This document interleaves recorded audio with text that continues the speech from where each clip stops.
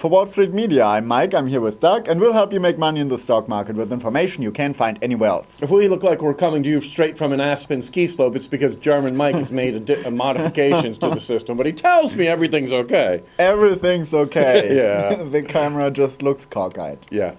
We have management changes provided by Liberum Research. First up is Thomas Milner. He will become Cabela Corp's CAB's Chief Executive Officer and President, and a member of the board effective April 6, 2009. Yeah, we talked about them last week when they had the other guy change. Mm-hmm. I like Cabela's. They have all the outdoor stuff, like for boats, rowing, hunting, fishing. Yeah, we never went there together. So I don't really know them. I don't know if they let Germans in. Probably not. The Natuzzi Group, NTZ is the ticker, announced that Aldo Juva resigned from his position in the company as CEO. The CEO's resignation will be approved on the 23rd of March by the board of directors. Subsequently, Mr. Pasquale Natuzzi, already president of the board, will be appointed as CEO subject to approval of the board.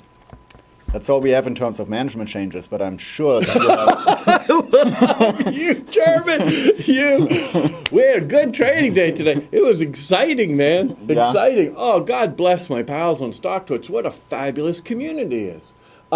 I looked at one, and one guy said he was getting into this UIM, which is like a triple ETF, right, which always leads to excitement. Right.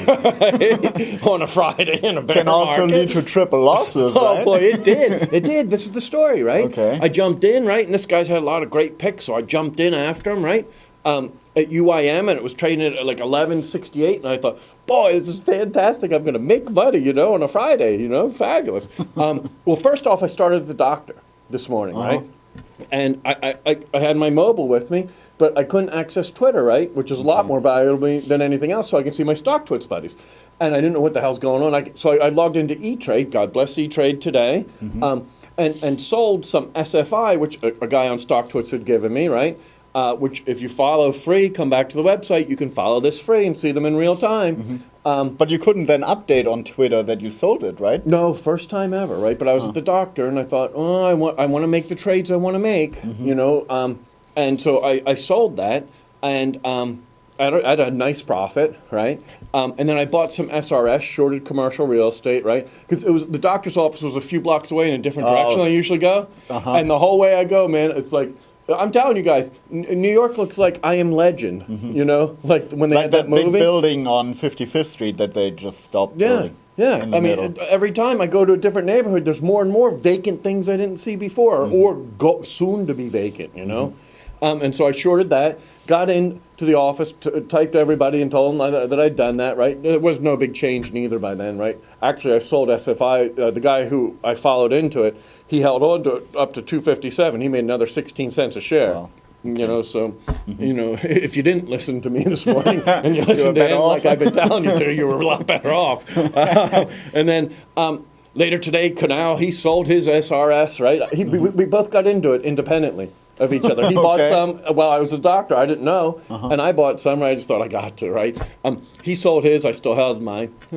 I'm up $1.50 more to like 70. Made like $6 a share today, right? Wow. So you're still holding it now after hours? Yes, I am. Okay. But through the weekend. That's kind of... It's short real estate. What's going to happen? They're getting good news of real estate coming, baby. But now here's the excitement plan. I'm holding UIM through the weekend, which is this triple leverage basic materials, right?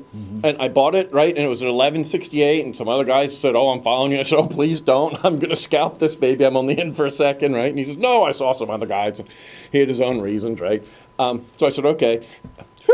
My buying it was the cause for it to go right off the friggin' cliff, Mikey. And went to 11.48, and I thought, oh, man, I want to get out of this, right? So I did what I always do. I bought some more, right, to try to average down, right? And some Weisenheimer... This does not always work out Some Weisenheimer from StockTwits says, oh, yeah, that's exactly what I do, Doug. If I want to be out of something, I buy more, right? And I said, oh, Jesus, right? So first I explained to him, Finlay comes to mind. I said, I'm averaging down, right? Because I don't know if he's like a novice or,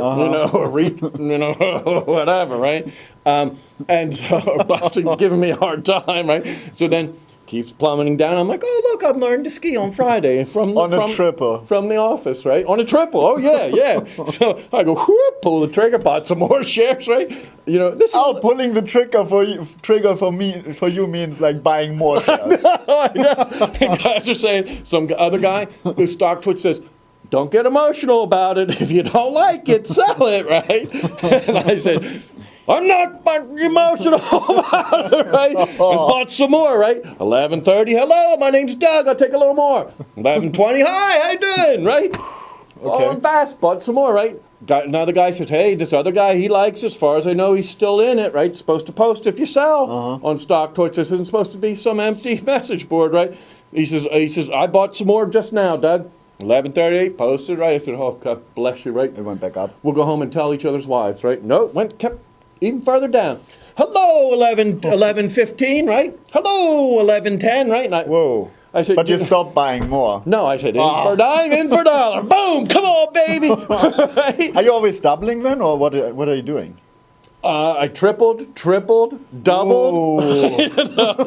Oh, yeah. Honey, I hope you're not watching this. Just kidding. Right? Bought some more at 11:11. Right? And so I had my cost all the way down to first, it kept going down, but I had it down to 11:39. Okay? And then I watched that baby go back up. 11:20, right? And all of a sudden, man, I jumped on like a jockey. I was like, come on, baby, come on, baby, come on, baby. 11:39, you sold it. I broke the whip on his butt coming around the third turn, right? Come on, baby. Right? It went all the way back up to 11:55, so I could have been in a profit, right? But you didn't sell it. But I didn't sell it. Now this baby's my champion. I'm taking him out to stud. Monday morning, we're selling him for a profit. You didn't even sell a little bit of it or most of it? Well, see, this is a tough thing, right? Because if I sold the cheapest stuff that I bought at 11:10, 11:20, I could have sold that for a nice profit, but then I'm stuck with the stuff I initially bought at 11:68 and 11:48. Well, see, I never look at it that way. I always look at the average. I have then 2,000 shares of the average that I've all bought them at. Oh, we got more than that, baby. Well, see, you could have just sold all of them for a profit. I could have, but you know what? I wanted to see what happened Monday. Okay. It'll keep me excited all weekend. Great. On a triple. Added some yeah, I know. Well, the SRS is a leverage too. Oh, nice. But that baby's 70. I bought it 64. Let's hope there are not good news from Washington, D.C. What are the chances of that, We got Jimmy Carter II running. Anyhow, the moral of that whole fabulous tale was that the community on StockTwits really, really, really was enjoyable and informative.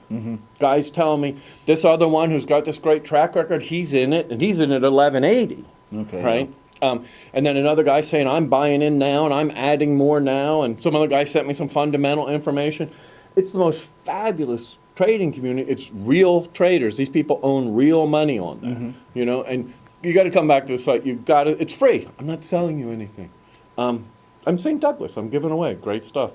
And come, follow me, and you will see who I'm chatting with. You'll be able to see who I'm right to and everything, and then you should follow them.